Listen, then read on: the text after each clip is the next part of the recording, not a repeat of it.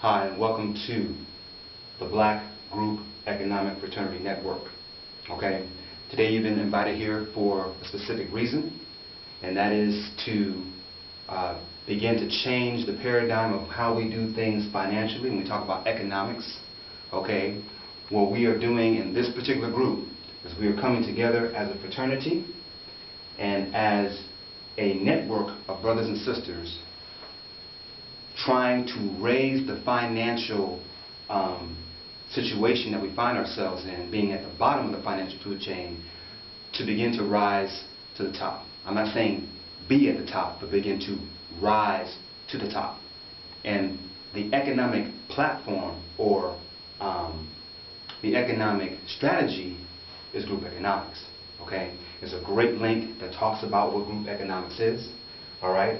Group economics basically is where one particular ethnic demographic takes a certain part of business and they saturate it, okay, and through ownership, okay, and then they begin to build wealth through that business model. And then what they do is they pass it on to the next generation. All right? What I'm talking about is ownership. And today, we as a people, by how much money we bring to the table annually, okay, which is a whopping $1.7 trillion at this day and age, okay, of spending power. That's what we bring to the table in a single year in spending power. Problem is, we don't own anything. Because from slavery to today, we have been educated and taught to go to school, to get good grades, okay, to graduate with either a certificate or a degree, and then go work for someone. Okay? We're never taught to go to school, okay, to learn how to amass wealth, okay, which the upper 1% do, okay? And most of the upper 1% never went to school because they already had generational wealth flowing into their families, okay? And this is something that the black community knows nothing about, and we don't even talk about that. But in this particular group setting, this is what we're going to do. We are going to begin with a very simple opportunity to amass wealth so that we can begin to pass that idea of how to use group economics and then the system to work for ourselves and then pass it on to our children so we can begin to compete, you know, with the upper 1%. I'm not saying this is going to make you rich, but what I am saying is that it's going to make you a lot more wealthier than you are today, okay, with the opportunity that this particular fraternity affords you today. And I want you to be happy about one thing, if anything else. I want you to be happy about this, that you are a part of a network of black individuals who are spending $1.7 trillion in annual spending power, okay?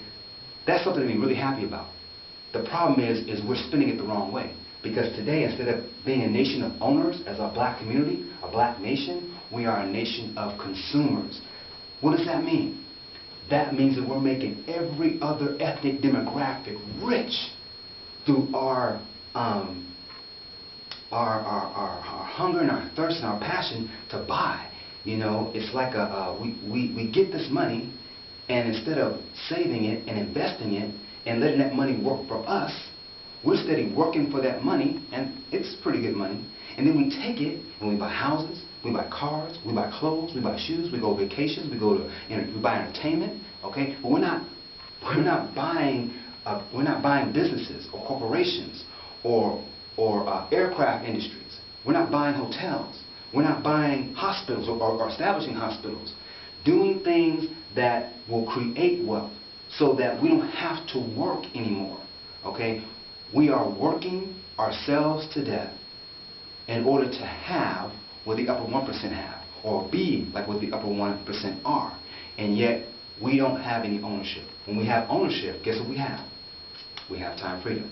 And so this opportunity that the Black Group Economic Fraternity Network is involved in is going to put you in a position to start amassing money, and more money than you're making right now. I don't care whether you're making $10 an hour and work at Walmart, or you're making $30 an hour or $40 an hour working in a white-collar job. Let's say you're working in, you know, big business, okay, or big finance, or some big banking institution, okay? It doesn't matter. This opportunity is going to afford each of us to make more money than what we normally bring home in the course of a week, in the course of a month, in the course of a year. Okay? And I'm going to show you what that is. As those of you who are interested will inbox me and say, okay, what's going on, what's the opportunity, I want to get in, okay, and how do we do this, all right? Now again, this is solely for the black community. This is not something new. This particular opportunity is not something new, that people are doing it, but what we want to focus on is group economics. And I'm going to give you the link that talks about what this means and what it means for us as a community. Because unless we start doing this, brothers and sisters, we as a people we're going to die financially. We're not going to ever arrive at the place of ownership, okay? We're still working as employees. An employee is nothing more than a sophisticated slave, as it was back in the days of old. And what we call today corporate slavery, okay? That means that, or we say the corporate slavery, working on the corporate plantation. You can be on the plantation of Walmart. You can be on the plantation of a big hospital. You can be on the plantation of Ford Motor Company. You can be on the plantation of IBM. You can be on the plantation of Apple. Any of the big industries. All they are, brothers and sisters, are big, giant plantations. Okay, some are big, some are small. And what makes them a plantation, or what makes it a corporate slave system, is that each and every one of us has to get up in the morning. We have to go to work. We have to drive our cars to work. We have to punch in, okay, and then we do what? We go to work. And what are we working for? Are you working for your dream, or are you working for someone else's dream? And I know you have dreams. And what we're talking about is becoming less of a worker and more of a dreamer, okay, and raising our financial power so that we can take our dreams, bring them into reality, and then begin to create wealth by now taking our dream and making it something of use, okay, that will bring us an income and putting us in a position of doing what we love instead of going to work doing what we hate. And the statistics are this. Did you know that in America today, 70% of workers are either uninspired or on the job, or they hate their job? Okay? And I know some of you are like that. Some of you would just rather just be home and have something going on at home that you can do that brings in money without you having to do much of anything except network. Okay? And that's what this is. Okay? We are in the new economy, which is not like the old economy. This is the connected economy. Networking is about connecting with one another. And this opportunity is like a domino. It's not a pyramid, it's a domino. It's a numbers game. Okay? And we have the numbers. We have the money, and we have the skill set. What we don't have is we don't have the connection with one another. And we need to build that today.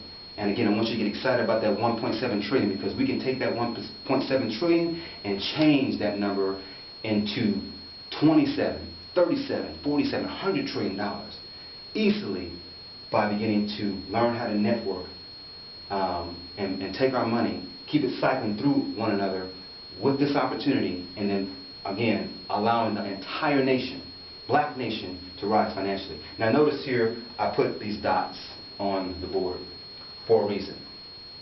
And these dots, what do they represent? They represent our disconnect from one another. Okay? Now I've studied the works of George Fraser, who talks about this. I've studied the works of Dr. Claude Anderson, who talks about this. What I'm talking about to you today, you can write these names down. I've studied under the works of Dr. Umar Johnson, Dr. Boyce Watkins, and these names may be familiar with you. These are the brothers that are in Dr. Francis Cress, okay, who talks a lot about white racism and white supremacy, which has actually caused this psychological mindset of disconnect with one another. We're all out trying to get, what we're trying to get for ourselves, but we're not thinking about one another. Even if you were rich by yourself, it doesn't help the whole entire nation. You still are looked at as being on the bottom. True wealth is not amassed until we start connecting and causing our dollars to circulate through one another, brothers and sisters. That's how it happens. Okay?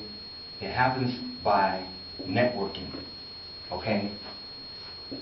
Our dollars have to stay within the community. And when we become big business, amongst one another, okay, our dollars remaining within the society of the black community, or within the culture of the black community, that's the only way our money is going to grow. Now, I'm a simple person. I don't have a background in finance, but I have been studying, and I understand the picture now. I get it, you know. I get the fact that we have been psychologically taught to, here again, here's the baseline, to go to school, to get good grades, to graduate, to go to college or a trade school to get a certificate or a degree, and then go do what? Work for somebody else. You know, working 40 hours a week for 40 years of life, only to retire on 40% of your income. Okay? And so that's what the employee corporate slave does. That's what they do. All right? But what about the people who own the businesses? What are they doing? They're sitting back making more money, okay, in their sleep because of generational wealth and what they have learned through the process of how to gain wealth than we do working on our jobs. Okay, and I know each and every one of you would just love to be in that position. Well, in this fraternity here, we are providing the skill set. We are providing the information, and we are providing the opportunity for the black